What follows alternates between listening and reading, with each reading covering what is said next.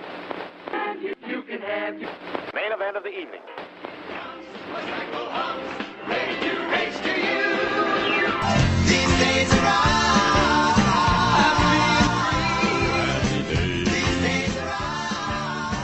Hello and welcome to These Days Are Ours, a Happy Days podcast. I'm Peter. And I'm Joe. And today we are discussing Season 10, Episode 19, May the Best Man Win. Okay, Peter, tell us what happens in May the Best Man Win.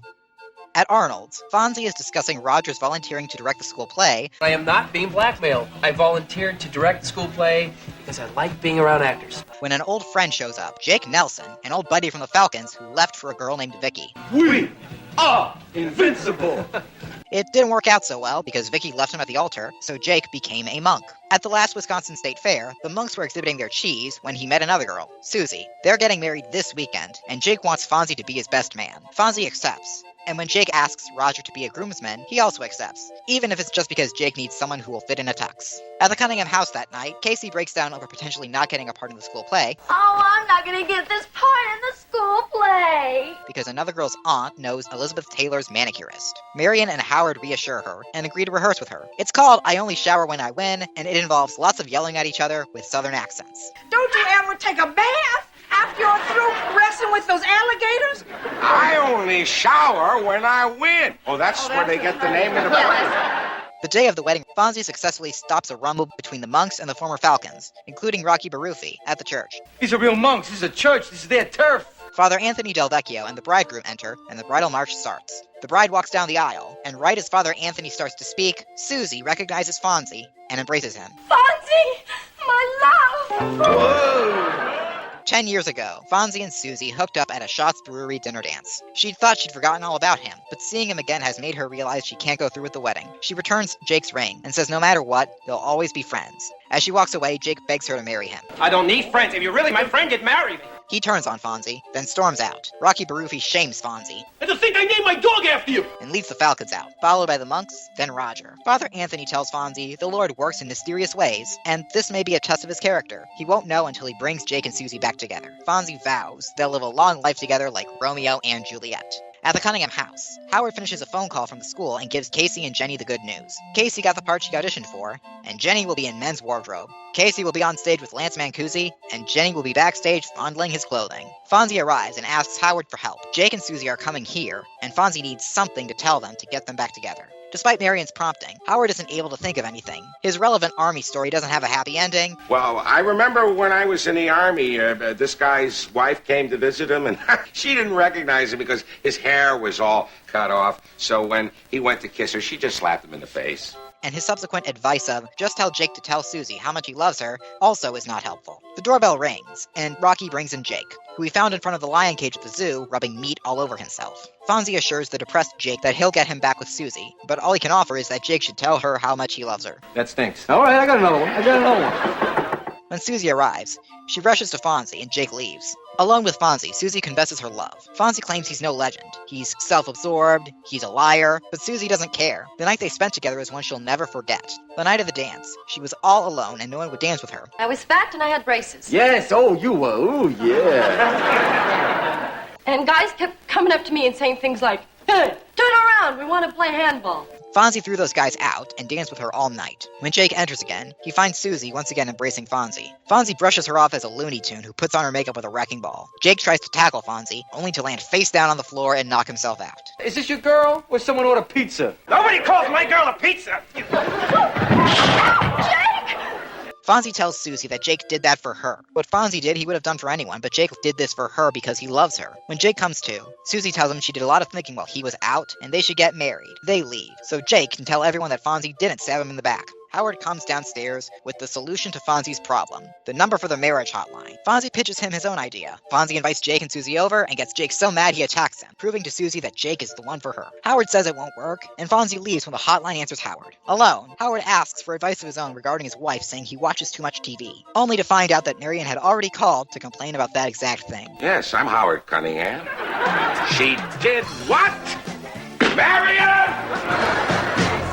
Thank you, Peter. That was May the Best Man Win. It first aired back on February 22nd, 1983. Happy Days was followed that night by a new Laverne and Shirley, in which Lenny, Squiggy, Carmine, and Frank head out to the California desert to dig up some treasure from a treasure map they found. Follow the line of the speckled rocks of the Mojave Desert to the cactus shaped like an arrow. CBS ran the made-for-TV movie Will There Really Be a Morning, starring Susan Blakely as the famously troubled actress Frances Farmer. The studio insisted on sending me back home to publicize my latest picture.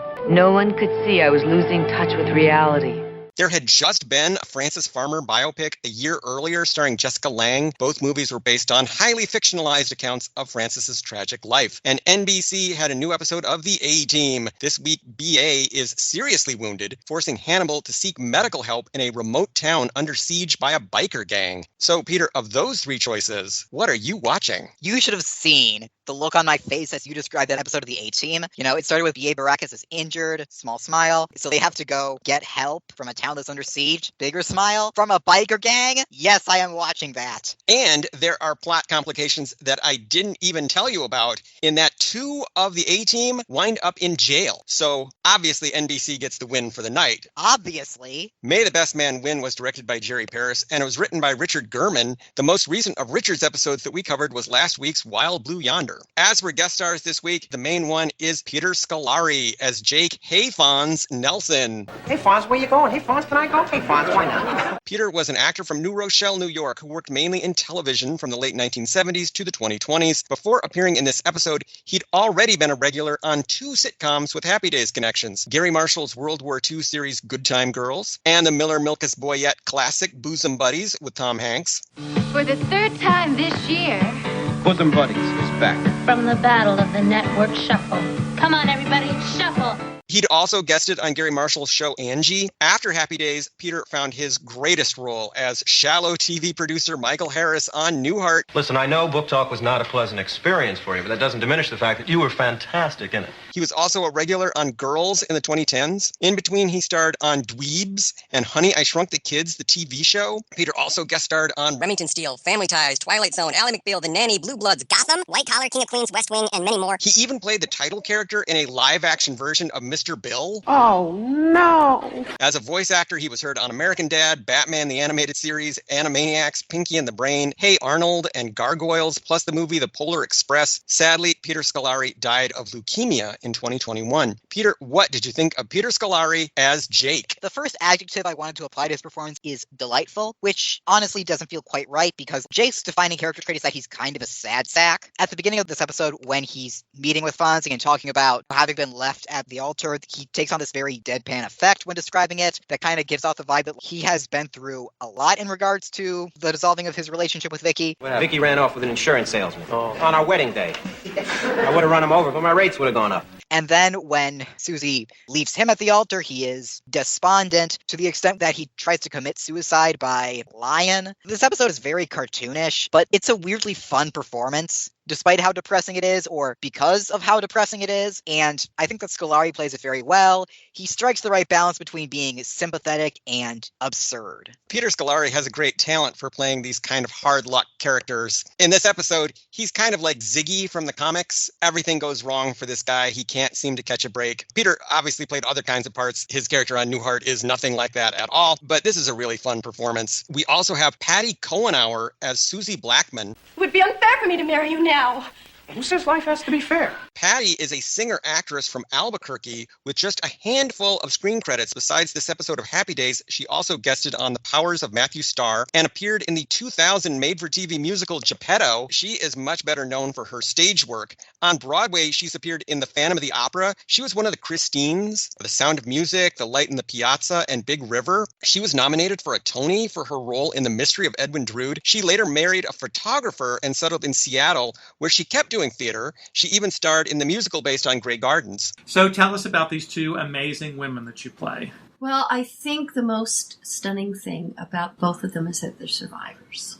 Peter, what did you think of Patty Cohenauer as Susie Blackman? So there are two ways to interpret her character. Fonzie's either just that good that he can cause a woman to leave her fiancé at the altar without even doing anything, or Susie has some deep-seated psychological issues that may not have been properly addressed in this episode. I think it might be the latter. Susie is somewhat delusional. She took Dancing with Fonzie one night and built this whole thing in her mind about it, and she, on a whim, leaves her fiancé and goes to Fonzie. But I think Patty plays the role pretty well. She is believable as a woman who would obsess over Fonzie and make terrible decisions. I think that her performance is a good counterpart to Scolari. They both managed to strike what I think is a very good balance between, oh, this is a deeply sad person, and this has kind of cycled back to being funny in a twisted sort of way. I would almost be curious to see what happens to their marriage, because they seem both very deeply flawed people, and I don't know how they're going to make a marriage last for years. I also loved her delivery of,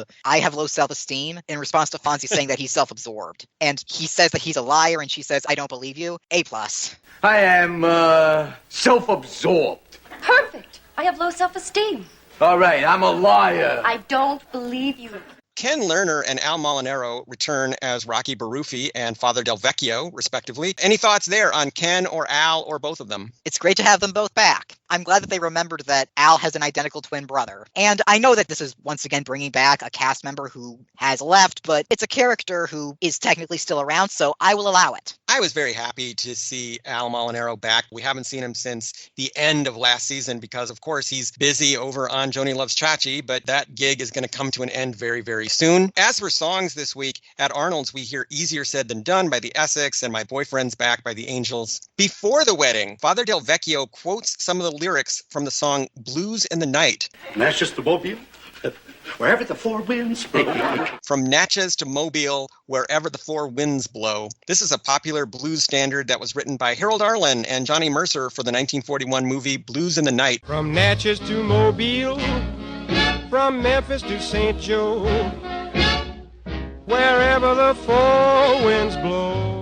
It's a good one. And that movie is great, too. Matt Groening of The Simpsons is a huge fan of that movie, so definitely check that movie out. The organist at the church plays Wagner's Bridal Chorus, also known as Here Comes the Bride. Once again, it's from the 1850 opera Lohengrin.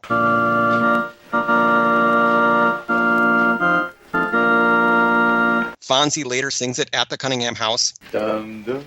As for cultural and historical references, the exact origin of the phrase "may the best man win" is unknown, but it has been attributed to British novelist William Makepeace Thackeray, who briefly attempted to have a political career in the 1850s and said this to his opponent. Fonzie says he gave Jake tips on pinball. I gave him tips on pinball. Weird as it may sound, pinball used to be quite controversial since it was considered a form of gambling and was associated with organized crime. It was banned for decades in many states. To this day, it's illegal for people under 18 to play pinball in South Carolina. Oh man, I'm just imagining like a Harold Hill type in the streets of whatever city just driving up controversy about a new pinball machine.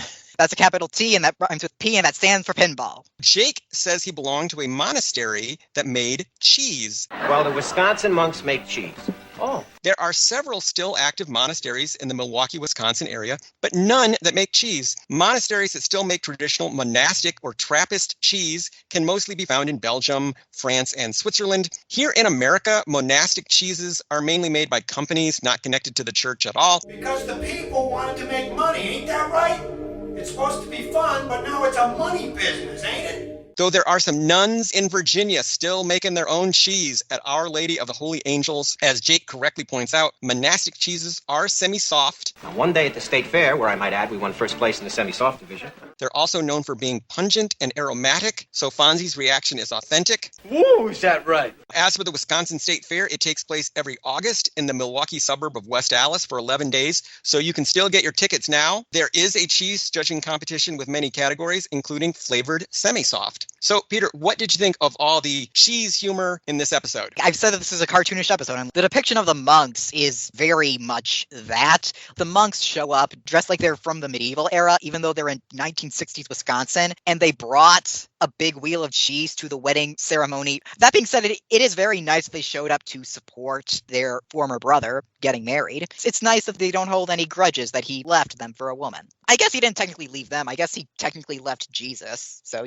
I think it was nice that the Happy Days writers remembered a couple of things about Wisconsin, including the Wisconsin State Fair and the fact that cheese is popular in the state of Wisconsin. According to Casey, Lisa Wainwright's aunt knows Elizabeth Taylor's manicurist. Lisa Wainwright's aunt knows Elizabeth Taylor's manicurist. Though born in England, Elizabeth Taylor became one of America's biggest movie stars for decades. She was known not only for her films, but for her tumultuous and scandal-ridden personal life. Around the time of this story, circa 1963, Liz had just starred in her most expensive and infamous film ever, Cleopatra, opposite the equally notorious Richard Burton. I want to be free of you, of wanting you, of being afraid.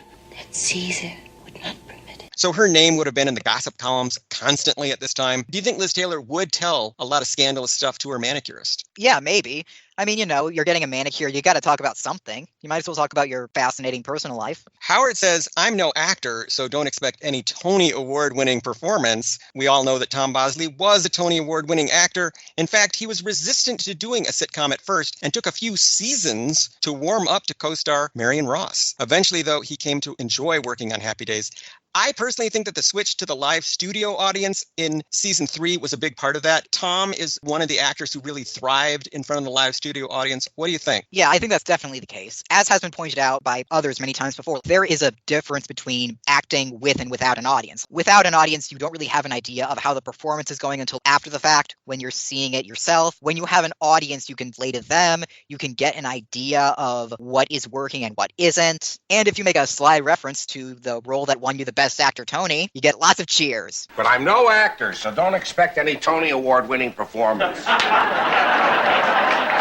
Okay. The Gator wrestling musical that Casey is rehearsing, I Only Shower When I Win, is non-existent, unfortunately. Aww. But when Howard's character Joe Bob calls himself Big Daddy, I am the Big Daddy. I'm guessing that's a reference to Tennessee Williams' Cat on a Hot Tin Roof. I assume it has to be. This is definitely a very broad parody of Tennessee Williams style plays. Sweaty Southern ones that are about misogyny and homophobia in the South. The church that we see in this episode is actually St. Augustine Catholic Church in Culver City, California. It's a large Gothic church with a seating capacity of 1,200, and it's across the street from Sony Picture Studios, formerly MGM Studios. So I'm guessing it winds up in movies and TV shows a lot. Although the interior that we see seems to have a seating capacity of 30 or 40. Come to think of it, Susie doesn't seem to have any friends or relatives except for the one bridesmaid. It's all just Jake's old monk and gang friends. So maybe she's alienated everyone else in her life. Maybe that's another red flag for Jake, and he should have gotten out while the getting was good. Oh, yeah. Jake says he's the man who sprang for the marriage manual. The man who sprung for the marriage manual?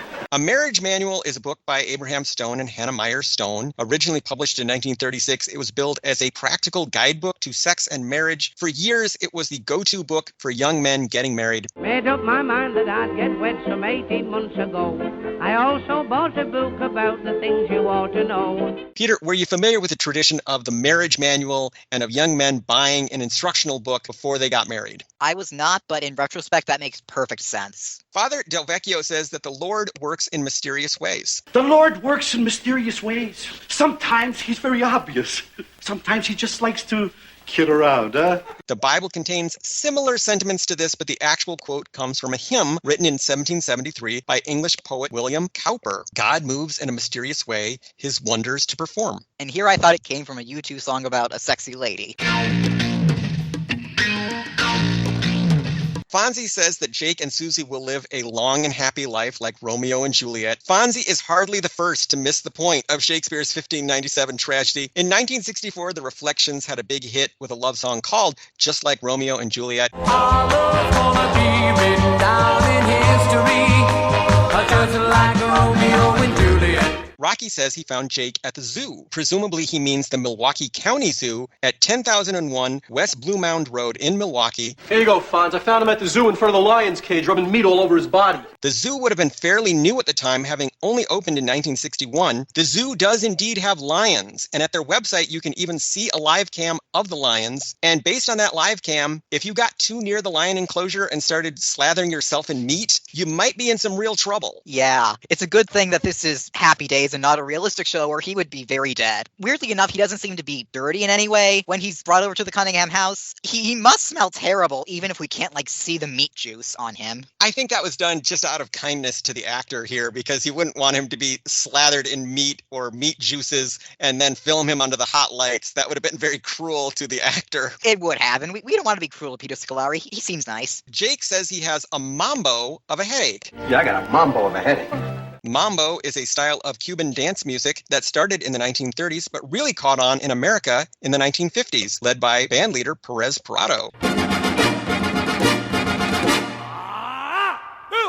Other observations this week, Jake says that he hopes Fonzie and Ashley's story ends sweetly. Well, I hope your story ends sweeter. And we all know that it doesn't. Do you think this was intentional foreshadowing? I'm going to say it is. Yeah, unfortunately. The Happy Days and Laverne and Shirley timelines diverged a while ago, and there hasn't been a crossover between the two series since season 7. But it was nice to get a reference to the Schatz Brewery in this episode. The Schatz Brewery foam blowing contest and dinner dance. Yeah, even though Laverne and Shirley have become all the more severed from the rest of the Marshallverse. Now, this was a problem I had with this episode. It seems like everyone in this episode, not just Jake, puts the blame immediately on Fonzie, who doesn't actually do anything wrong or encourage Susie in any way. How could you do this to such a sweet guy like Jake? You... What's going on here, Peter? Well, as Father Anthony says, the Lord works in mysterious ways, and he is testing Fonzie. What do you do when you don't do anything wrong, but everyone blames you anyway? And the answer is, you do the right thing, and you help your friend get back into his kind of unhealthy relationship that is not going to end well for either of them at all. Are we sure Fonzie did the right thing here? I don't think he did, but it wasn't his responsibility to help with any of this. Jake brought him into this wedding. Jake sought him out. Fonzie did nothing wrong, and it's not his responsibility to get Jake and Susie back together. None of this is any of his business. Well, maybe if he didn't, Susie would have kept harassing him, and that might have caused things to go badly with Ashley, and Fonzie loves Ashley. So maybe this was not entirely altruistic on Fonzie's part. This episode lampshades Howard's magical ability to solve any problem with a story or some fatherly advice.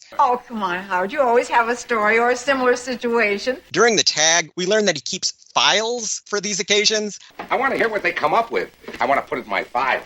I like the idea that Howard Cunningham has this file cabinet full of stories and advice that he can use for any problem. What did you think of that idea? That would make sense, given what we know about Howard. We see what happens when he has to come up with advice completely off the cuff. It's not entirely helpful. So it's probably a good thing that he has files for that sort of thing. So, Peter, were there any outstanding Happy Days fashions in this episode? Rocky Barufi making his reappearance, it turns out that his wife needed to bully him into dressing properly for the wedding, but he still refused to wear the vest or his underwear. So he's just going commando for this wedding. And also he mentions later on that the underwear was the only pair he had. I gotta go look for my underwear. Can you imagine? I got one pair and I lose it? Rocky has a really cool look in this episode because he still has the greaser hairdo and he has some semblance of a suit that he's wearing for this wedding, but he's wearing it in kind of a disheveled way. It's very punk rock. So, Peter, I will ask that age-old timeless question, was this episode any good? Discussing this episode made me like it a lot more. It kind of made me think about what I liked about this episode, and what I like about this episode is that it's very breezy, it's very absurd, it's weirdly sad when you think about it for more than 5 minutes. So,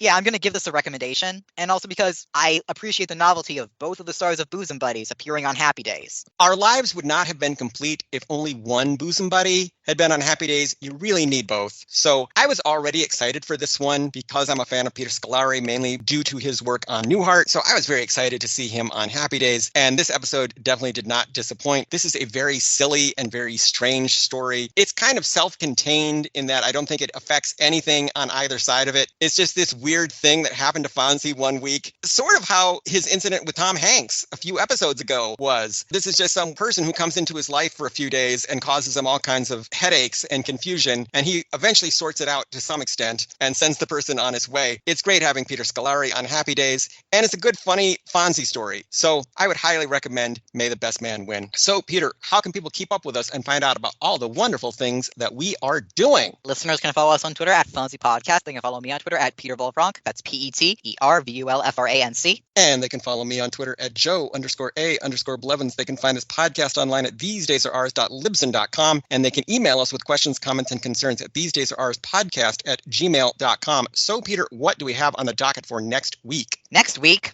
Joni and Chachi, please stop coming back from your own spinoff. How can we miss you if you don't go away? Also, Fonzie has to choose between babysitting Heather and watching a heavyweight boxing match. In babysitting. That definitely sounds like an episode of Happy Days. So, see you later, alligator. In a while, crocodile.